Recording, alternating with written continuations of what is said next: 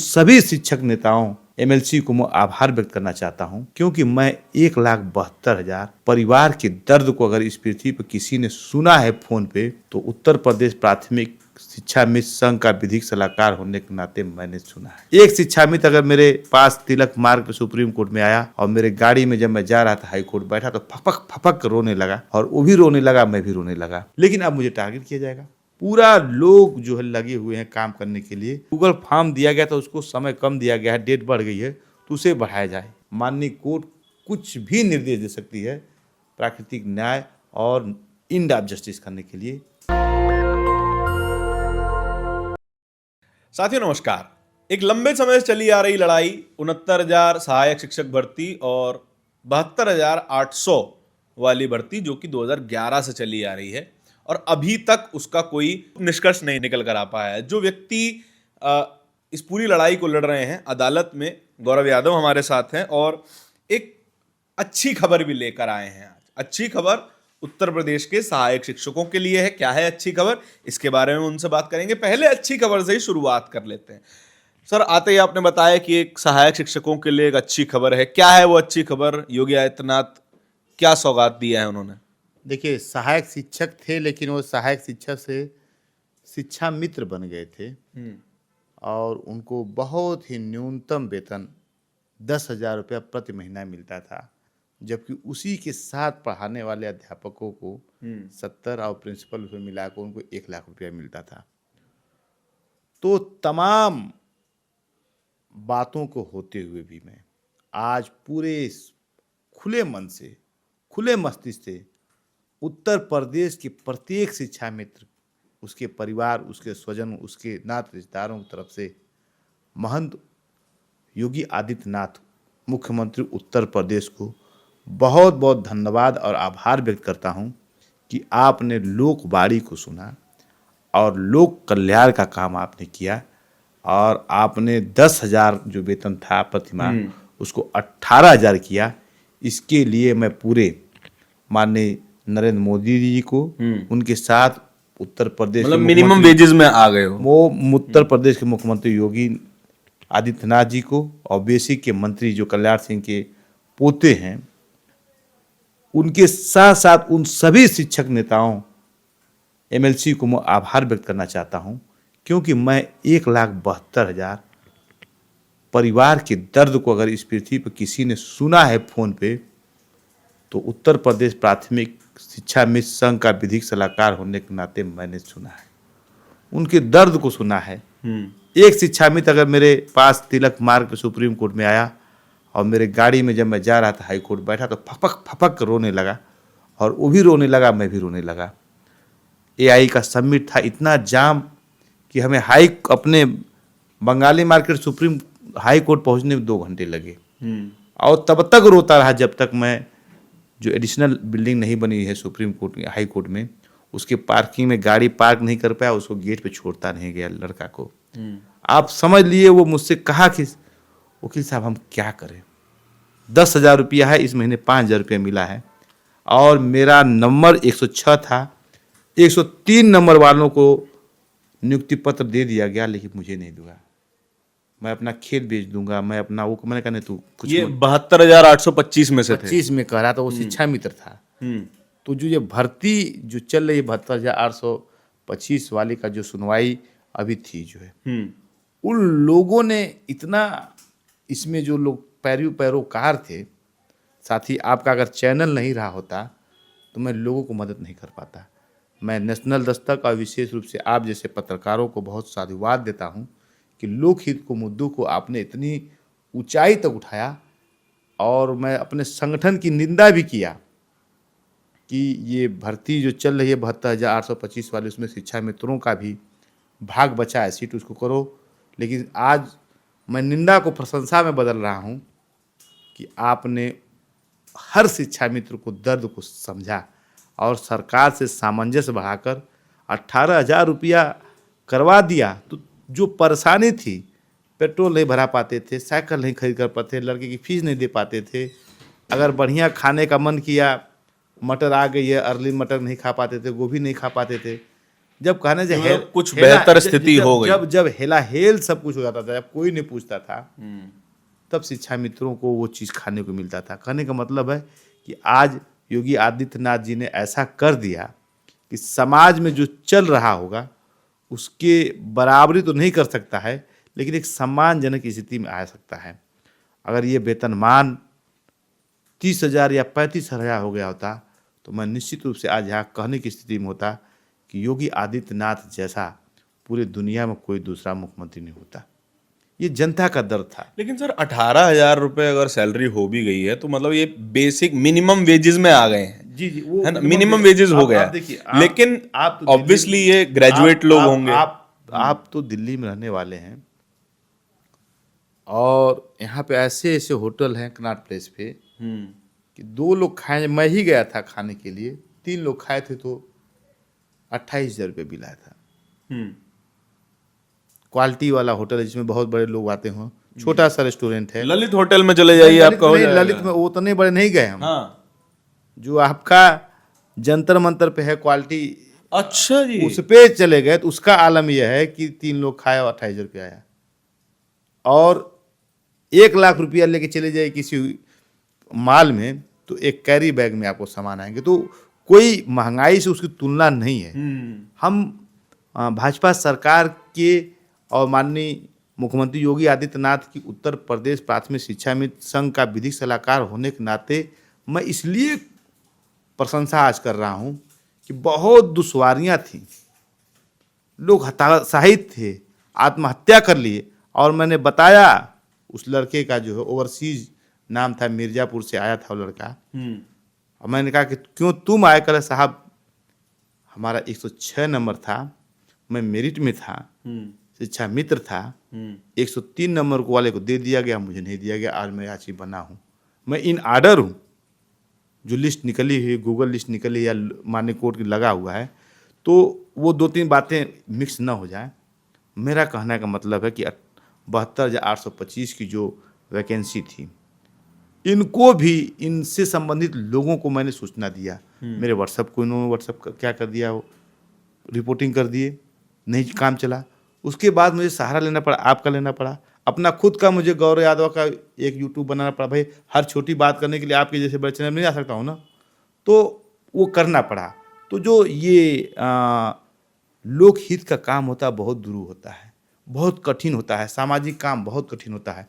व्यक्तिगत मेरे पे हमले हो रहे हैं, व्यक्तिगत मेरे जो कमेंट किए जा रहे हैं, मैंने तो किसी को मेरा व्यक्तिगत लगाव नहीं था।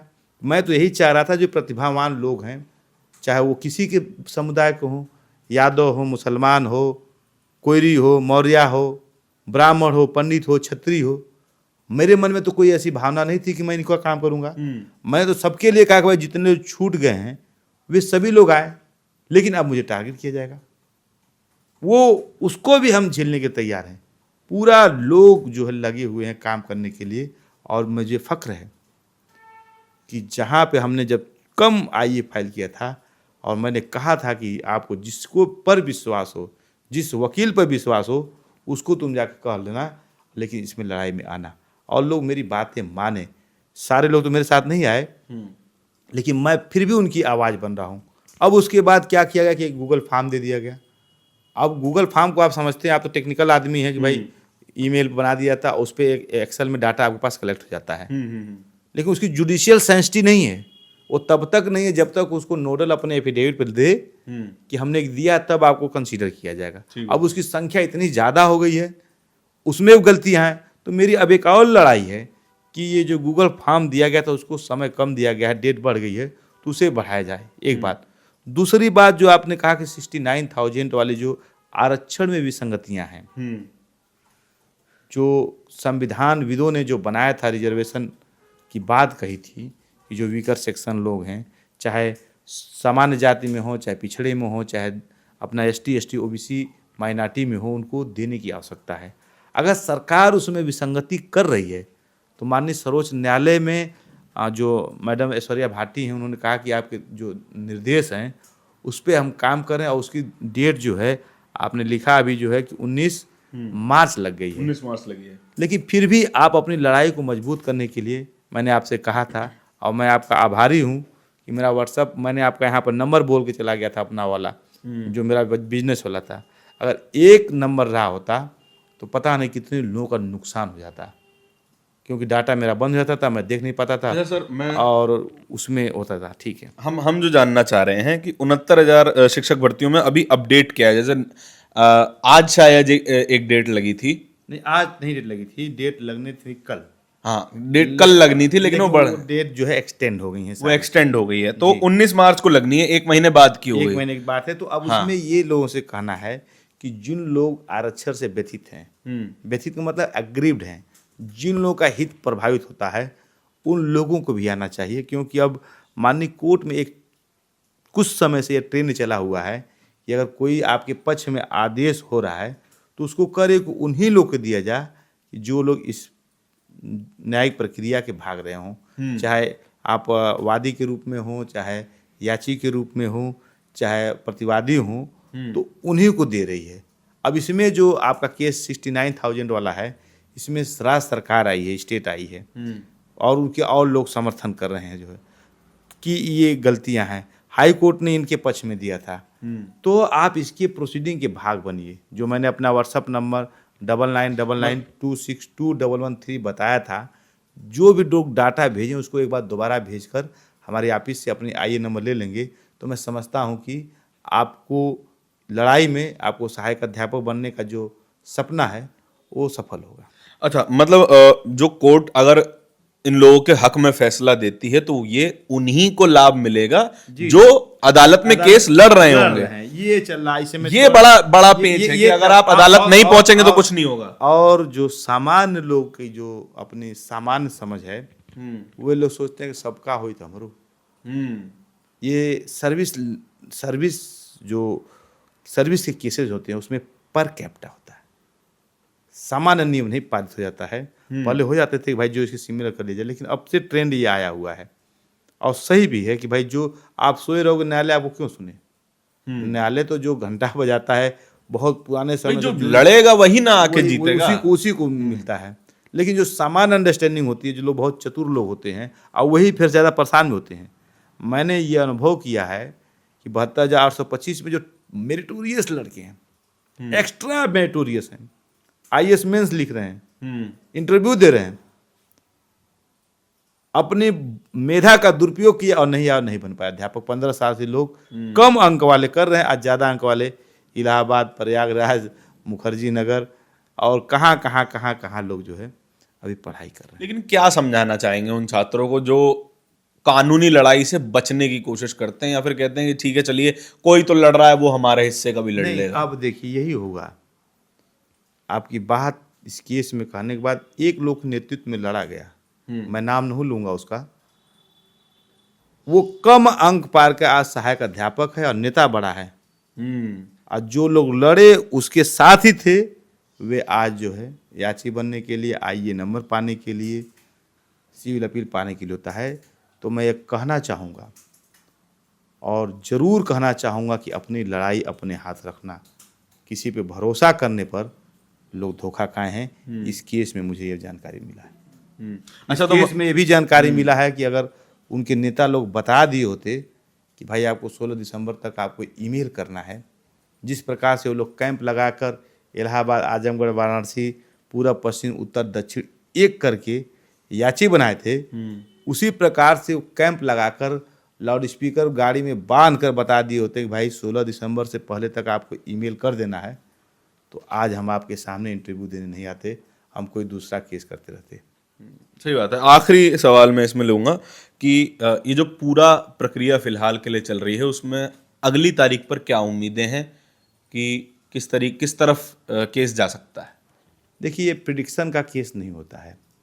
माननीय कोर्ट की जो मंशा है वो न्याय करने की मंशा है। जस्टिस करोल और जस्टिस वर्ले जो है वो दुनिया के उन महानतम जजों की श्रेणी में आ गए हैं जो पुराने 15 साल पुराने मैटर में अभ्यर्थियों को राहत देने का मन बना चुके हैं। तो इसमें जो मेरिट बनेगा, जो उन्होंने प्रिंसिपल लेट डाउन करेंगे, तो उसके बीच में कोई आ जाए, जैसे हमने आपके यहाँ से और यहाँ तक बना दिया और हमारा नंबर 150 से लेकर 120 के बीच में है, और माननीय कोर्ट करे कि 150 राज्य सरकार को आदेश दे कि 150 नंबर पाने वाले और 100 से ऊपर 120 जितने लोग सबको ले लिया जाए। तो आप उसको सिर्फ एक ईमेल पर गूगल फॉर्म न भरने के कारण, याची न बनने के कारण डिनाई नहीं कर सकते हैं। प्राकृतिक न्याय तो ये कहता है, जो देश की परंपरा रही है। असमानता नहीं कर सकते हैं आप। अब भारत के संविधान का 2 अनुच्छेद 14 है, उस पर कर सकते हैं, 15 कर सकते हैं। तो देश, ये सुप्रीम कोर्ट जो है संविधान चलता है, सुप्रीम कोर्ट रूल्स चलता है, इसके ऊपर भी माननीय कोर्ट को ये अनुच्छेद भारत का संविधान ने शक्ति देता है 142 में कि न्याय के हित में, एंड ऑफ द जस्टिस शब्द है, न्याय के हित के लिए, न्याय के अंतिम न्याय करने के लिए माननीय कोर्ट कुछ भी निर्देश दे सकती है प्राकृतिक न्याय और एंड ऑफ जस्टिस करने के लिए। तो ये मैं कहना चाहता हूँ अपने साथियों से कि हतोत्साहित मत होना, लोगों को फेसबुक के पोस्ट से बहकना मत, लोगों को यूट्यूब के इंटरव्यू से तुम मत करना कि ये कर रहे हैं। मैंने लोगों को बहुत गंभीरतापूर्वक कहा है कि अब के बाद अगर किसी ने मिसलीड करने का किसी का प्रयास किया और कोई कैजुअलिटी होती है, तो अब मेरे साथी तैयार हो गए हैं कि सबका प्रिंट आउट ले रहे हैं। आपको यकीन नहीं होगा लोग कितना मेरा सहयोग किए, और मुझे तो सौभाग्य हुआ कि मैं हाई कोर्ट के वकीलों का वकील बन गया। जितने मेरे साथी थे 15 साल में तैयार करके, 3 साल में LLB करके, वो अच्छे वकील हैं, डिस्ट्रिक्ट में उनका बड़ा नाम है, हाई कोर्ट में बड़ा नाम है।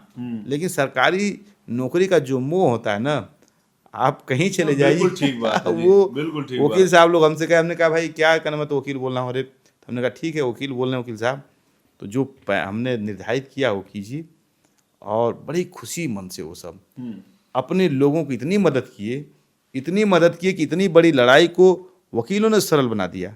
और चूँकि ये TT के लोग जो ये वैसे भी पढ़ने में अच्छे लोग होते हैं, जो टेट पास किया हुआ है, इतने दिनों से तैयारी कर रहा है, उनकी मेधा पे कोई शक नहीं है।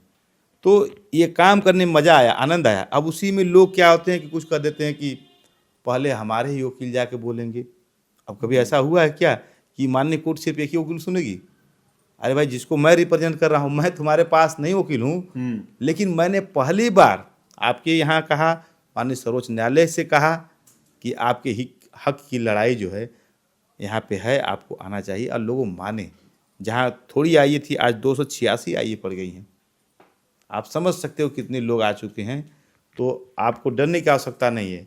ये 16,000 वाले, 14,000 वाले एक होकर अगर लड़ाई लड़ेंगे, तो मैं समझता हूँ कि भारतीय न्यायपालिका में 15 साल बाद सहायक अध्यापक बनने का जो आदेश पारित होगा, वो ऐतिहासिक ही नहीं, महाऐतिहासिक और माइलस्टोन जजमेंट होगा। तो देखिए, ये बात बहुत ज़्यादा ज़रूरी है। अगर आप नहीं लड़ेंगे तो नहीं जीतेंगे, लेकिन आप लड़ेंगे तो शायद जीत सकते हैं। ये बात पक्का है कि नहीं लड़ेंगे तो पक्का नहीं जीतेंगे, लेकिन अगर लड़े तो क्या पता जीत भी जाए। इसीलिए गौरव साहब कह रहे हैं कि अगर हो सके तो अदालत तक आइए, अन्यथा आपके हाथ में तो कुछ है ही नहीं। थोड़ा सा दम लगाएंगे तो क्या पता हाथ सरकारी नौकरी आ ही जाए और आपका सपना जो है वो पूरा हो ही जाए। तो फिर लड़ने को ऑप्शन मत बनाइए। लड़ने को कभी ये मत समझिए कि भैया हमारे हिस्से कोई और लड़ लेगा। नहीं, कोई नहीं लड़ने वाला आपके हिस्से की लड़ाई। आपको अपने हिस्से की लड़ाई खुद ही लड़नी पड़ेगी, चाहे जिससे मदद लीजिए, चाहे जिसको वकील बनाइए। ठीक बात है जी, जो भी भरोसा हो, गौरव जी भरोसा हो तो गौरव जी को बनाइए, चाहे जिस पे भरोसा हो उसको बनाइए। सर्वोच्च न्यायालय की न्यायपालिका के इतिहास में शायद मैं प्रथम व्यक्ति हूँगा जिसने कहा कि जिस पे आपको विश्वसनीय वकील आप कर लेना। मैंने बार बार कहा कि जो आपका विश्वसनीय वकील हो मेरे पास मत आना, जिस पर आपको विश्वास हो वो वकील करना। इस तरह का वाक्य बोलने वाला मैं समझता हूँ कि सर्वोच्च न्यायालय सभी तो यही सोचते हैं ना कि भैया ज़्यादा से ज़्यादा क्लाइंट आ जाए, ज़्यादा से ज़्यादा फीस आ जाए। लेकिन हमने कहा कि नहीं, आप मेरे पास जो आने होंगे वो लोग आएंगे और लोगों के पास जाइए। और जब मैं कोर्ट में जाता हूँ तो वकीलों की जो मुस्कुराहट मेरे प्रति होती है वो इंडिकेट करती है कि मैंने नैतिकता की जो सबसे स्टैंडर्ड प्रकाष्ठा होती है उसको स्थापित किया है और लोगों को इस काम करने के लिए, सच्चाई की लड़ाई लड़ने के लिए प्रेरित किया है। और उत्प्रेरक जो होता है लोगों को अभिक्रिया करा देता है, बाद में जो है अपना जैसा का तैसा बनाता है।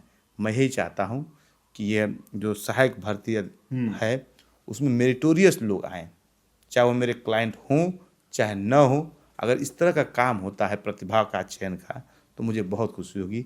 बायोलॉजी का छात्र हूँ, साइंस का छात्र हूँ, लॉ का छात्र हूँ और इतिहास का छात्र हूँ, दर्शन का छात्र हूँ, तो मुझे पता है कि जॉन डीवी से लेकर डॉक्टर अंबेडकर से लेकर हेगड़वाल से लेकर उसके साथ लॉर्ड मैकाले से लेकर राधा कृष्णन की क्या क्या सिफारिशें इस देश में शिक्षकों के प्रति रही है, उसको मुझे जानकारी है। और इसीलिए प्राकृतिक न्याय और बैक टू नेचर के धारण किया हूँ कि लोगों को थोड़ा सा जो है न्याय दिला पाऊँ। तो मेरा अपना जीवन जो ये मुझे जो मिला है, मेरे माता पिता ने दिए। मेरे पिताजी अध्यापक रहे, माता गृहिणी रहीं, श्री सुबेदार यादव जी सामाजिक न्याय के लिए पूरे जीवन काम करते रहे। अब मैं उनके नाम से महाविद्यालय खोल रहा हूँ, माता जी के नाम से अपने गांव चंगईपुर सगड़ी आजमगढ़ में।